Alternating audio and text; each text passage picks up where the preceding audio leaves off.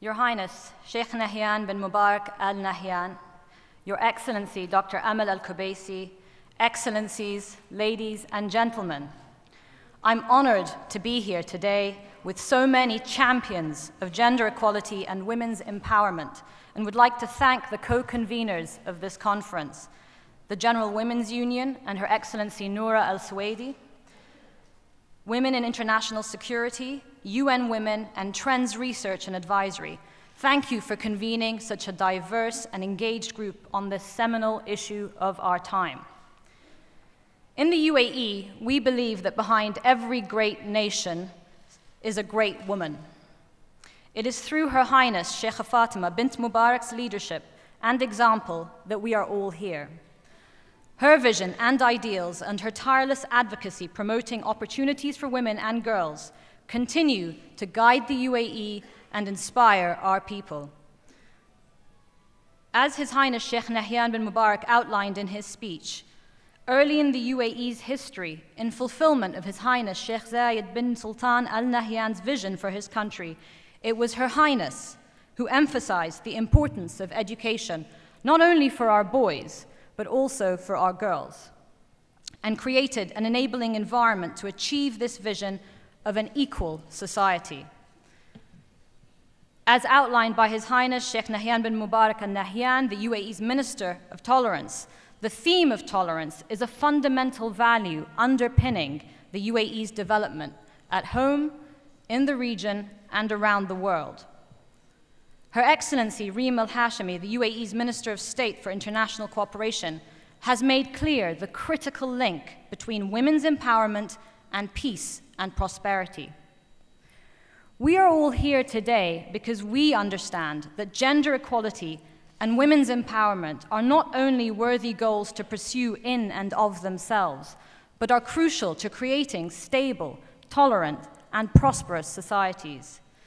This is the consensus behind the historic Resolution 1325 on women, peace, and security, adopted by the UN Security Council in 2000, and its 7 subsequent resolutions to date, namely that although women bear a burden during conflict, they are consistently excluded from processes that seek to prevent, mitigate, and resolve conflicts, despite the fact that their participation is absolutely critical to ensuring the peace.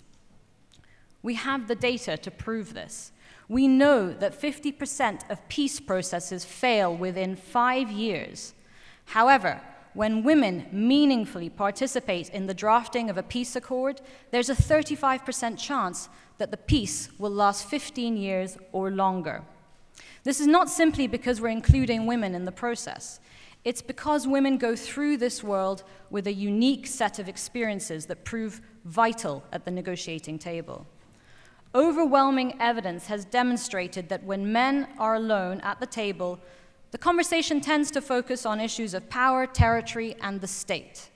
But when women are at the table as well, they more often raise key issues of economic and social necessity, education, health, infrastructure, and access to justice. These are oftentimes misconstrued as women's issues, but in fact, the lack of these services can be a key driver towards fragility and the breakdown of social order, which is why it is critical that they are addressed in peace agreements. In short, women are more likely to raise issues that directly affect all of society's women and men, girls and boys, issues on which a lasting peace can be built.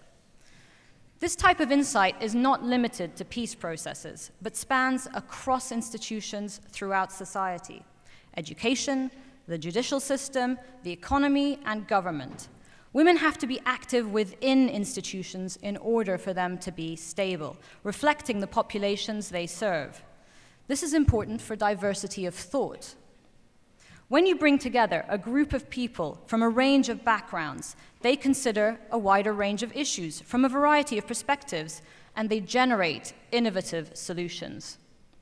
We also see positive dividends when we prioritize women's leadership in the economy and the workplace.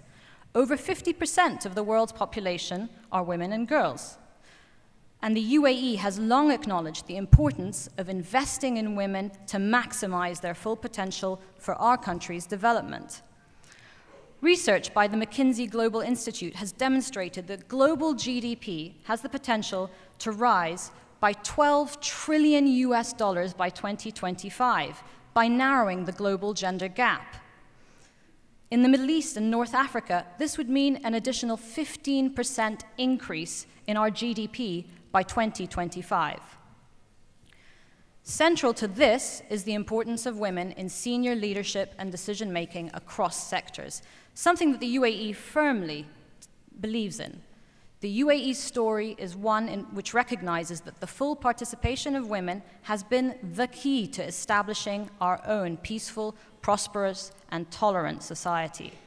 So what I'd like to quickly focus on today is how the UAE is leveraging our national experience to promote women's empowerment as a foreign policy priority, because we believe it is the best investment to achieve sustainable and inclusive societies around the world. We believe that smart foreign policy is inclusive foreign policy, one that puts the rights of women front and center. Within the UAE, over 2/3 of women comprise our public sector workforce. We have 9 women ministers, 1/3 of our cabinet, with portfolios ranging from international cooperation to culture, knowledge development, and youth. As Her Excellency Reem Al Hashmi mentioned, we have a law passed in 2012 that mandates the participation of women on the boards of directors of federal bodies, companies, and institutions. Under the leadership of Her Highness Sheikha Fatima bint Mubarak, the General Women's Union, the UAE's largest and primary women's organization, has been the key driver of women's empowerment in the country since the inception of the UAE. This organization addresses the national implementation of laws on women's empowerment and organizes trainings, workshops, and events aimed at promoting the empowerment of women and increasing gender equality in our country. In 2015, our government established a Gender Balance Council to oversee the implementation of best practices to ensure federal institutions achieve gender balance targets and review legislation, policies, and programs to achieve gender balance in the workplace. As you've heard from Her Excellency Reem, His Highness Sheikh Abdullah bin Zayed Al Nahyan, Minister of Foreign Affairs and International Cooperation, was recently honored at the Gender Balance Index 2017 Awards with a medal for Best Personality for supporting gender balance, in recognition of his strong support to women in the diplomatic sector. His Highness Sheikh Abdullah also became the first he-for-she champion in the UAE, participating in the UN's global campaign to engage men and boys as advocates and agents of change in the effort to achieve gender equality, because we believe that women alone cannot bring about this change without the full participation of men in our society. His Highness's example is representative of how the UAE's men, as well as their women, prioritize women's empowerment around the world. This translates to how the UAE engages globally. As Her Excellency Reem made clear, one of the 3 pillars of the UAE's foreign assistance strategy is women's protection and empowerment, which sends a strong signal of our commitment that there can be no peace and stability without the inclusion of women.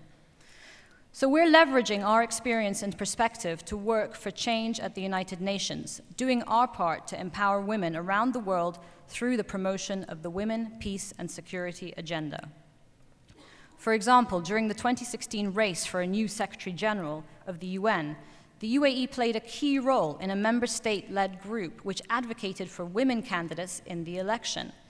In the end, a male Secretary General was chosen, but we managed to bring forth the most number of women candidates ever in the race for Secretary General, 7 out of 13. In just this one race, this represented over twice the number of women who have ever been considered for the position in the last 72 years combined, which is the age of the United Nations. Now that the next Secretary General has begun his tenure, this group has evolved its mandate to focus on promoting gender parity at the United Nations across the board. We're 126 members strong and have provided support to the Secretary General as we work in partnership to achieve gender parity within the United Nations by 2026. Achieving gender parity is an urgent priority, not only as a basic right, but also as essential to the UN's efficiency, impact, and credibility. This is why I serve as an international gender champion, part of a leadership network where women and men come together to break down gender barriers. As a champion, I've committed to only speak on panels that strive for gender balance amongst panelists. I'm also committed to elevating gender equality and women's empowerment in my work, making clear that this agenda touches every single file that we work on, from disarmament to sustainable development to humanitarian action and peacekeeping, and essentially in our efforts to counter violent extremism. The UAE sees our work on empowering women, advancing women's leadership and gender parity as a key part of our mandate for engagement at the United Nations. The United Nations cannot just be a place where these issues are talked about. The institution must live by the ideals and goals that it desires for its member states. For our part, we as member states must be aggressive in demanding change at the institutional level, but we must also build our own talent and diplomatic corps so that the pool of women serving as ambassadors to the UN, to countries, and other multilateral organizations grows. Representation matters because the UN must mirror the values of the global community, not the reality with all its geopolitical tensions, gender biases, and imperfections. So we're working with the Secretary General to strive for gender parity across the UN system. Unblocking the potential of 50% of the world is not just the right thing to do, it's a strategic imperative. Outside of the UN, we need to prioritize gender parity throughout all facets of society. The 2017 Global Gender Gap Report reveals that for the first time since the World Economic Forum's records began in 2006, the global gender gap is in fact widening. Each year, the World Economic Forum ranks 144 countries in its Global Gender Gap Index to see how they compare on 4 pillars: economic participation and opportunity, education, political empowerment, and health and survival. Out of 144 countries covered in the report, the majority have closed 96% of the gap in health outcomes between men and women, unchanged since last year, and then more than 95% of the gap in educational attainment, a slight decrease compared to last year. However, the gaps between women and men on economic participation and political empowerment remains wide. Only 58% of the economic participation gap has been closed, a second consecutive year of reversed progress, and the lowest value measured by the index since 2008. And only 23% of the political gap has been closed, unchanged since last year against a long-term trend of slow but steady improvement. Particularly concerning is the economic pillar, which looks at salaries, workforce participation, and leadership, and has one of the fastest growing gaps. Women across the world are still, on average, earning less than men by a large amount. So much so, the World Economic Forum says that the economic gender gap will not now be closed for 217 years at the current rate of progress, 47 years longer than last year's estimates. I'm proud to say that in the UAE, unlike in many other countries around the world, equal pay for equal work is enshrined in our laws. Economic participation and empowerment are critically tied to political empowerment, and we must therefore prioritize women's participation in senior leadership and decision-making in these sectors. Both women's economic empowerment and women, peace and security are key priorities for the UAE's partnership with UN Women. The UAE has been a major supporter of UN Women since its inception in 2010, and this partnership has recently grown to include the establishment of the UN Women Liaison Office in Abu Dhabi. In a moment, you will hear from its first director, Dr. Moza Al-Shehi, who will share with you the office's goals, which include accelerating efforts to achieve gender equality and women's empowerment and showcasing our successful model as a nation around the world. In the UAE, women are core partners in building and leading peaceful, prosperous societies, and that is a success story that we humbly want to share with our global partners. This year, I've had the honor of serving as president of the UN Women Executive Board, providing policy guidance to UN Women in support of the entity's overall mandate. As the first president of the executive board from the GCC and the second woman ever to serve in this position, I was honored to demonstrate the priority role that women play in senior leadership and decision-making in the UAE. If I leave you with one message today, it is this. The UAE recognizes the potential of women and girls in contributing to the progress and development of the UAE and the world. We will do all that we can to empower women and girls because it is our national strategy, because it is smart foreign policy, and because it is the cornerstone of a more sustainable global economic model.